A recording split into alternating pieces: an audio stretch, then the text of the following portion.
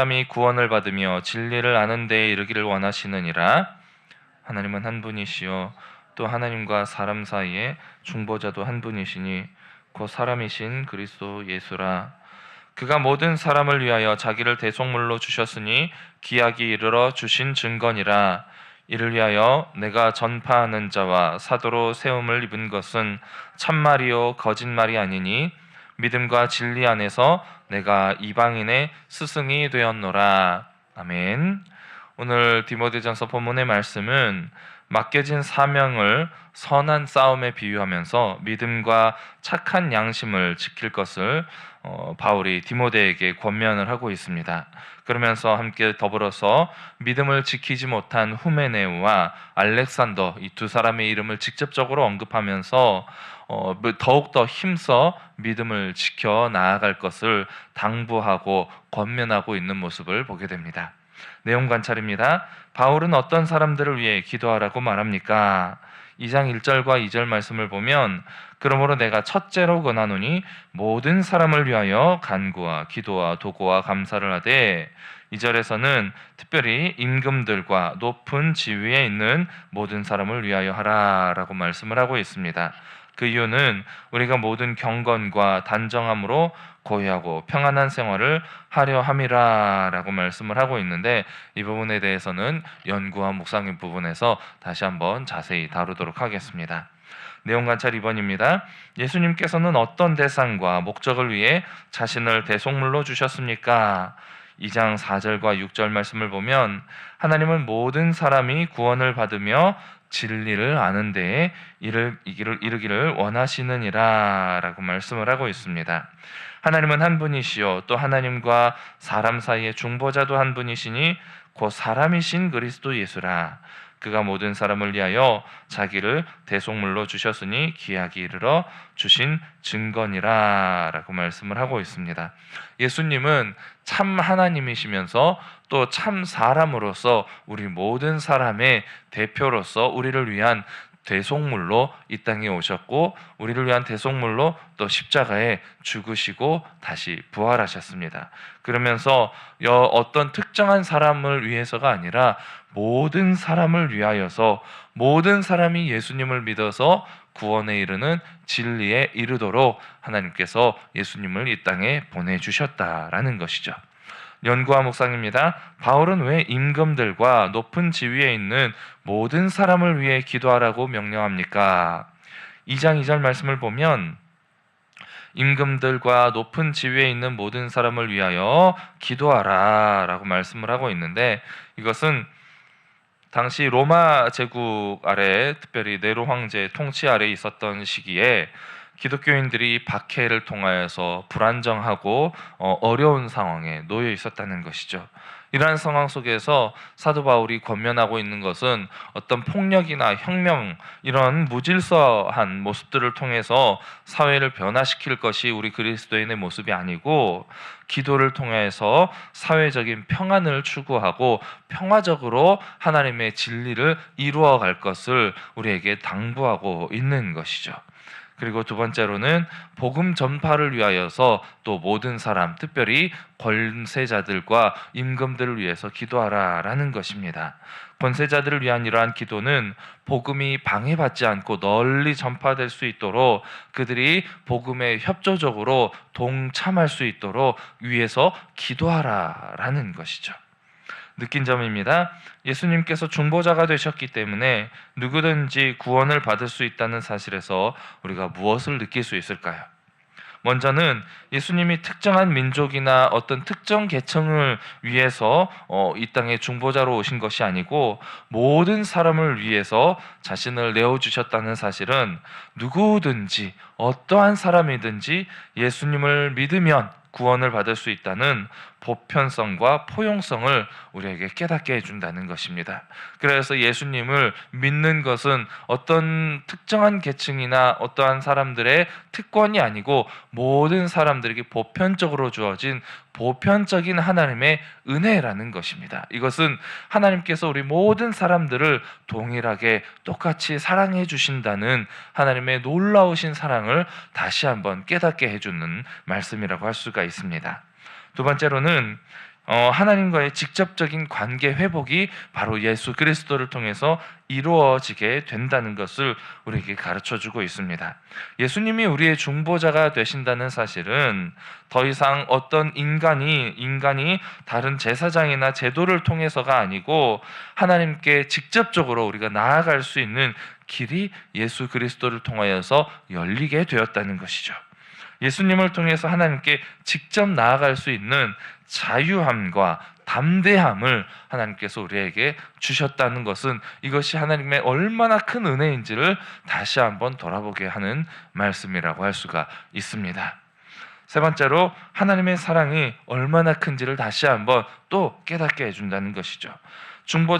중보자이신 예수 그리스도께서는 자신의 생명을 우리에게 대속 제물로 주셨다는 것입니다. 이것은 하나님께서 모든 사람을 향해서 얼마나 크고 깊으신 사랑을 가지셨는지 바로 예수 그리스도의 희생을 통하여서 우리에게 증명해 주시는 사건이라고 할 수가 있습니다. 우리를 향한 하나님의 그 놀라우신 은혜와 사랑을 깨닫게 될 때에 우리는 더욱더 감사할 수 있고 겸손할 수밖에 없다는 것이죠. 적용입니다. 내가 기도하기를 꺼렸던 사람은 누구입니까? 우리는 예수 그리스도를 통하여서 이렇게 감사와 겸손의 삶을 살아가야 함에도 불구하고 때로는 나와 갈등을 겪게 되는 사람들을 우리는 그들을 위해서 기도하기를 꺼려할 때가 참 많습니다.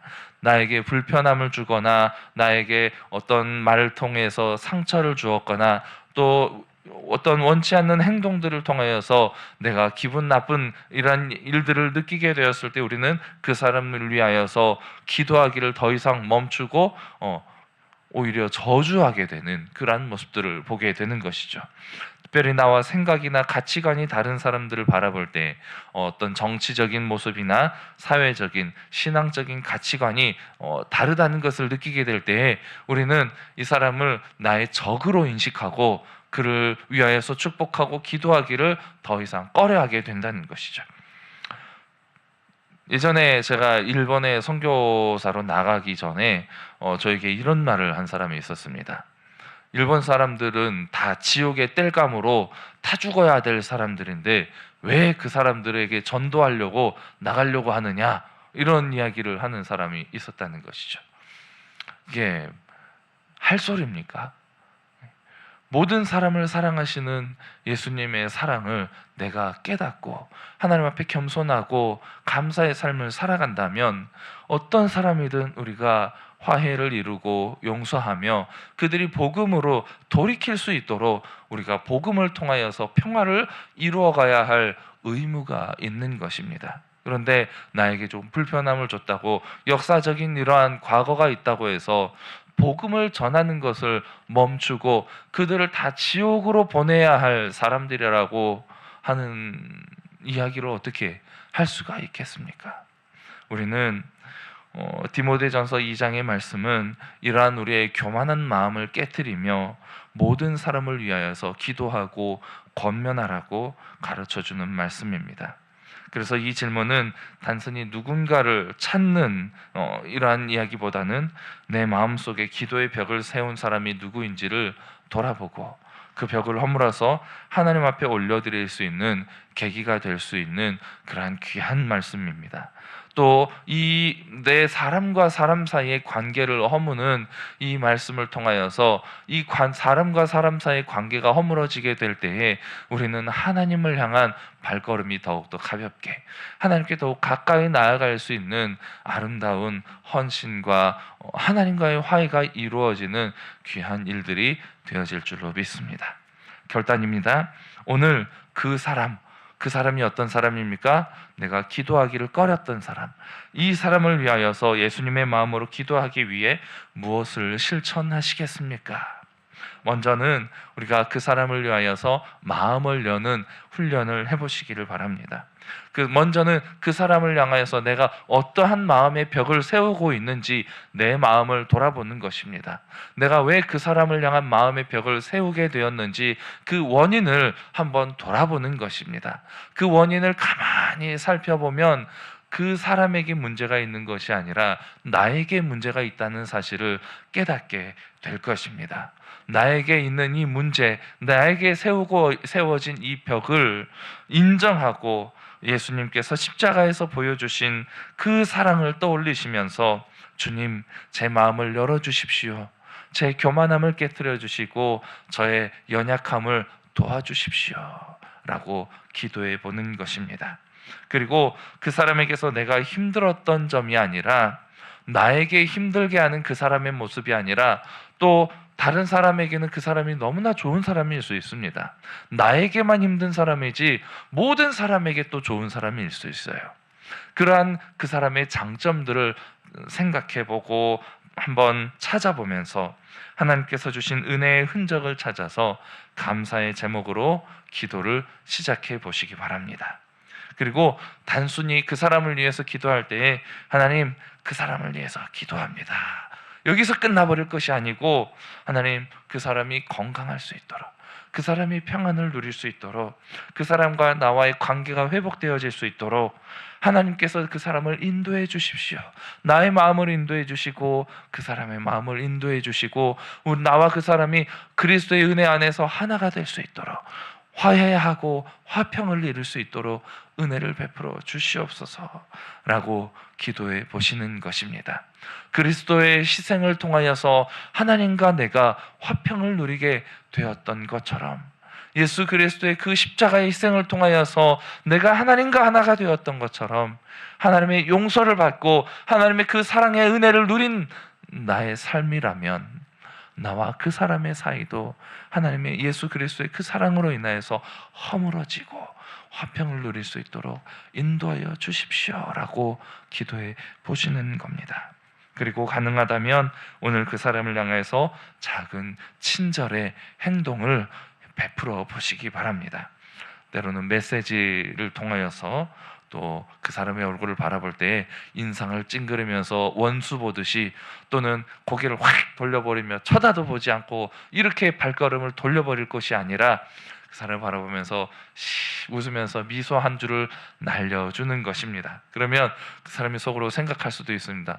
저게 미쳤나? 왜 나를 보고 웃지? 라고 생각할 수도 있지만, 한 번의 미소, 두 번의 미소, 세 번의 친절이 나와 그 사람의 마음을 변화시키고 관계를 회복시키는 귀한 계기가 되어질 줄 믿습니다. 오늘 이러한 화해와 용서의 실천을 통하여서 하나님께서 나를 사랑하시는 그 사랑을 깨닫고 더욱더 감사하며 하나님께 더욱더 가까이 나아가며 깊은 사랑과 감사로 하나님을 예배할 수 있는 귀하고 복된 주일이 다 되실 수 있기를 주님의 이름으로 간절히 축복합니다.